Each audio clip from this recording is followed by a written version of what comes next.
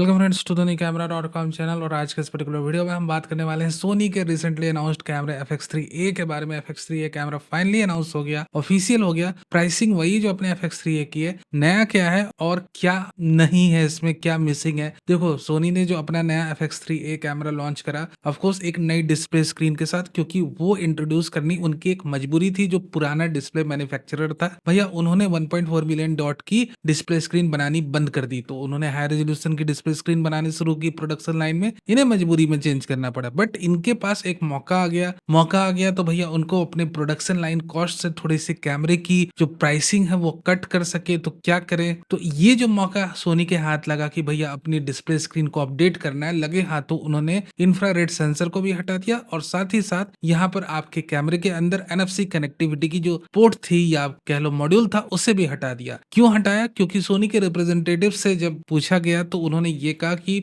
भाई बहुत ही कम यूजर अब इनके बच गए हैं and so it will won't affect our sales, कि सेल्स में कोई उतना अंतर डालेगा नहीं। हालांकि कोई उतना देखता भी नहीं कि अब NFC है या नहीं है, वाईफाई से ही काम चल जाता है। बट हाँ, if NFC is connected the data transfer is much faster. और साथ ही साथ यहाँ पे इंफ्रारेड यानी कि रिमोट कंट्रोल, सिनेमा कैमरा है तो क्या ही करना है इस इंफ्रारेड रिमोट कंट्रोलर डिवाइसेस का, ये हटाओ इसमें से। सो ओवरऑल ये चीज आपको समझनी है कि इसमें से दो चीजें हटाई गई हैं और एक चीज को इंट्रोड्यूस करा गया, बेटर डिस्प्ले को। सो कौन सा कैमरा खरीदें, FX3A खरीदें या FX3 खरीदें? नेचुरल सी बात है, नए कैमरे के साथ जाओ, क्योंकि नए कैमरों की जो फर्मवेयर अपडेट होती है वो लंबी चलती है। But again, if you are someone जो इंफ्रारेड रिमोट्स को यूज करते हैं अपने सिनेमाटोग्राफी कैमरे में या फिर NFC को अपने वर्कफ्लो में यूज करते हैं, तो भैया फिर ध्यान से परचेस करना। जो लोग FX3 Mark II कैमरे की वेट कर रहे थे, थोड़ा सा और इंतजार करो, क्योंकि FX3A जो आया है वो मजबूरी में आया। उन्हें इसलिए लाना था क्योंकि डिस्प्ले स्क्रीन की प्रोडक्शन लाइन हाल्ट हो चुकी थी, बंद हो चुकी थी। But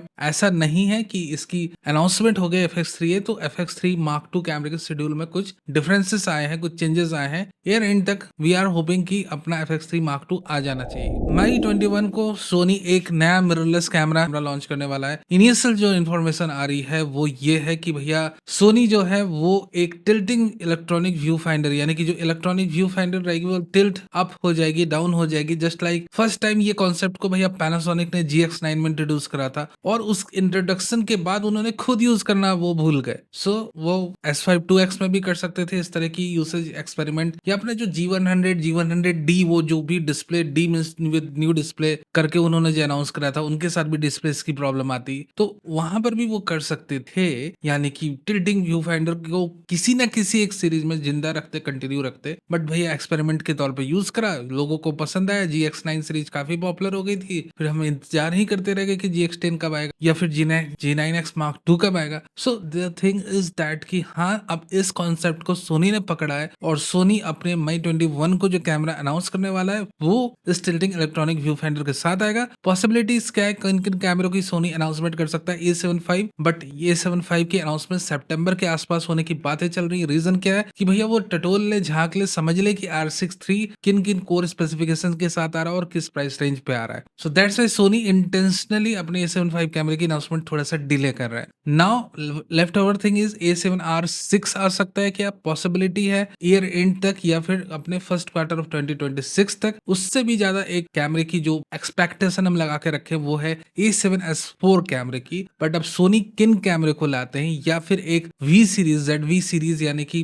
vlogger centred camera kind of ले आते हैं हमारे सामने, ये देखना काफी ज्यादा इंटरेस्टिंग रहने वाला है। Now moving forward to the next update. Okay, Nikon की जो रिसेंट फाइनेंशियल रिपोर्ट आई है, ऑफ कोर्स मैं बहुत डिटेल में नहीं जाने वाला, बट मोटा मोटी मैं आपको ये समझा दूं कि जो सेल्स, जो सबसे ज्यादा सेल्स हुई है इस बार की जो फाइनेंशियल रिपोर्ट है, उसमें जो दो कैमरों के नाम निकॉन ने खुद लिए हैं, उनमें से एक का है भैया Z50 Mark II या Z52, आप जो भी कह लो, और दूसरा जो कैमरा है वो Z6 III। सो ये जो दो कैमरे हैं निकॉन की एक मेजर रेवेन्यू को अभी ड्राइव कर रहे हैं, स्केल अप कर रहे हैं और इनकी सेल काफी अच्छी चल रही है, जैसे निकॉन ने खुद एडमिट करा है। तो ये ऑफकोर्स एक तो अपना हाइब्रिड कैमरा है Z52 और दूसरा जो वेडिंग फोटोग्राफर्स का आजकल काफी फेवरेट बना हुआ है वो है Z6 III। तो इन दो कैमरों के चलते निकॉन को इस बारी की जो फाइनेंशियल रिपोर्ट है उसमें बहुत ही ज्यादा प्रॉफिट हुआ है। एंड जो नेक्स्ट फाइनेंशियल रिपोर्ट आएगी, I do hope and expect कि Z5 II का भी नाम शामिल रहेगा। So this is the update from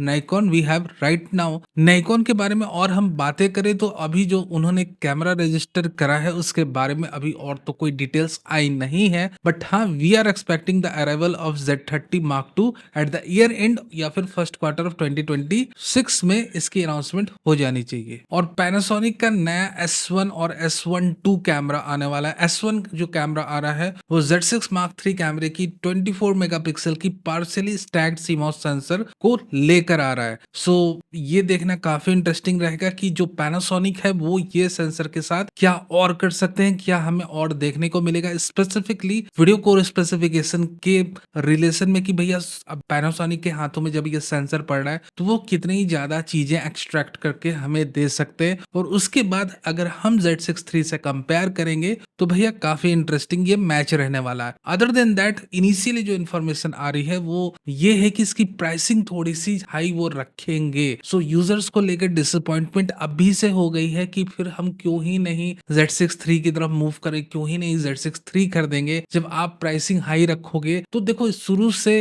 से ये अज्यूम कर लेना कि प्राइसिंग हाई रहेगी, ऐसा करना सही नहीं है। बट हाँ बातें चल रही हैं और क्या एक्चुअल हमें एडवांटेज मिलता है Z6 III के सेंसर के साथ अपने पैनासोनिक के S1 II कैमरे के अंदर, ये देखना काफी इंटरेस्टिंग रहेगा। साथ ही साथ S1E आ रहा है और उसके अंदर एक कन्वेंशनल 24 MP की हाइब्रिड CMOS AF सेंसर लगी रहेगी, जिसे हमने already S5 II S5 II X के अंदर देखा हुआ है। तो ठीक है, चलो देखते हैं ये जो रूमर्स है कहाँ तक सही है और जो इन्फॉर्मेशन आ रही है वो तो भाई अब बस अनाउंसमेंट होने ही वाले हैं इन दोनों कैमरे की, तो इसके बारे में भी डिटेल्ड इन्फॉर्मेशन हमारे चैनल पर आ जाएगी। फ्यूजी फिल्म के बारे में बात करें तो भैया फ्यूजी फिल्म ने 2 कैमरे को रजिस्टर करा। अब ये बहुत इंटरेस्टिंग अगेन हो चुका है कि अब फ्यूजी कोई कैमरा रजिस्टर करते हैं तो मैक्सिमम वो मैंने देखा है भैया 2 महीने के अप्रॉक्स टाइम लेते हैं, 3 महीने भी नहीं लेते। तो अगर मई के आप मिड में 2 कैमरा रजिस्टर कर रहे हो तो ऑफकोर्स अगस्त तक हमें नया एक फ्यूजी का कैमरा देखने को मिल सकता है। Xe4 रहेगा या फिर एक्सप्रो